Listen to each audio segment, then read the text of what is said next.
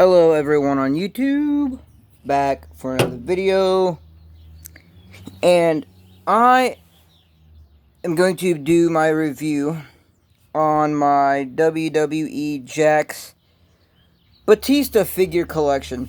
Now I do, however, have a Deluxe Aggression Batista, and I have another Jakks Batista coming in the mail, but I figured I'd just get these two done out of the way, and then maybe down the line I'll update my collection, something like that. So these are the two that I have. I'd say these two are arguably my favorites. My favorite figures of Batista. So I'm just gonna go through them really quickly and then give my opinion on Batista and what I think of him. You know, kind of give you my thoughts and reviews on what I think about Batista, what are some of his matches that I like, you know, stuff like that. So, let's get started with this one. This is a Jakks Ruthless Aggression Batista. I think, I want to say it's Ruthless Aggression Series 11, Series 10, or Series 11. Or maybe Series 12. It's somewhere around in there. It's somewhere between 10 to 15. I can't remember.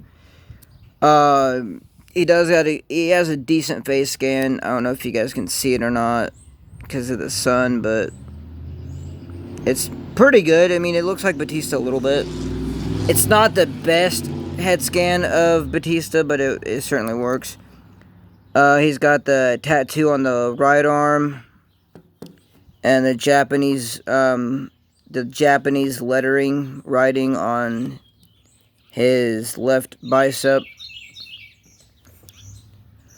He does have the dragon on the tattoo.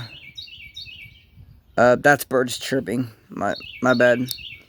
He does have the gray dragon on the back, the tattoo, the dragon tattoo.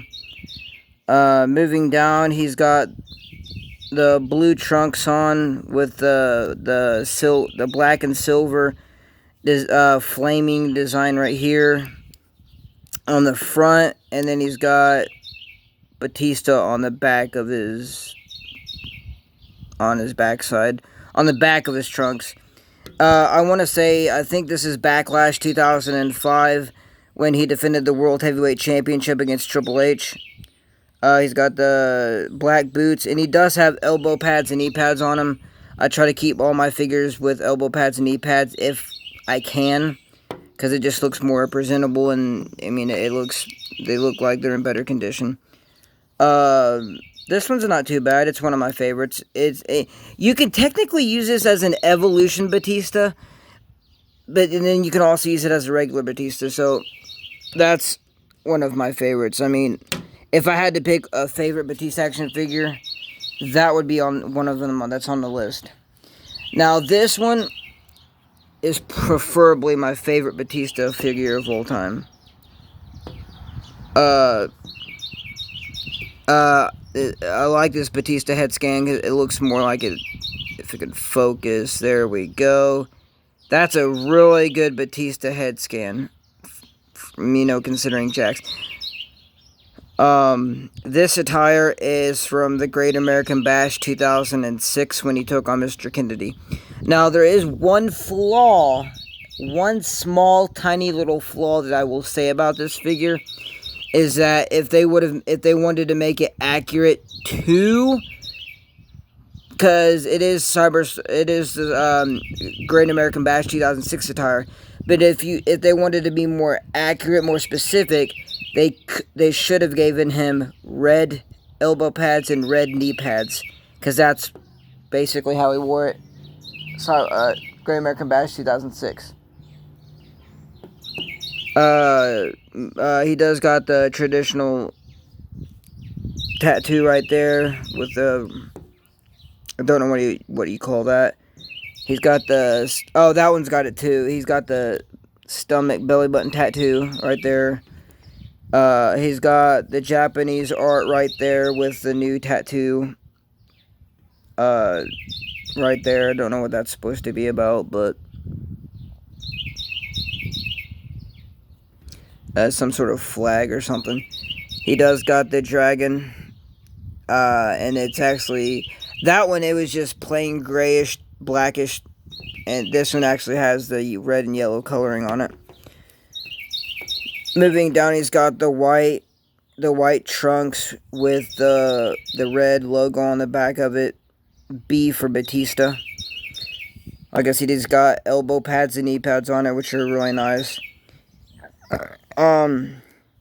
He's got white boots with red design on them. The white and red boots with the black tips. I will say, however, even though it does not have the red knee pads and the red elbow pads, that does not stop this figure from being a 10. Because this, honestly, in my opinion, is the best Batista figure ever. Somebody will agree. Somebody might agree with me. Somebody might disagree. But honestly, I think that Batista is he's one of the best. He is certainly one of the best athletes of all time.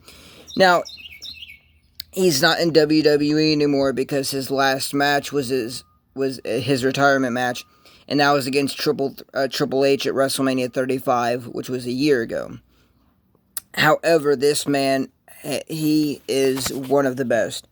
He is one of the greatest World Heavyweight champions of all time. I don't think he's the longest reigning World Heavyweight champion. He could be. It's either him or Triple H. But he was a really good wrestler. And, you know, I remember when he first debuted in 2002, or he was managing Reverend Devon Dudley, which, testify, or whatever you want to call it. That was horrible. Anyways, I remember him starting out as Leviathan in OVW, Ohio Valley Wrestling. And then he was known as Decon Batista in 2002, and he managed Devon Dudley, and then he turned on Devon Dudley with a sit-down powerbomb. I think it was in a match or something like that.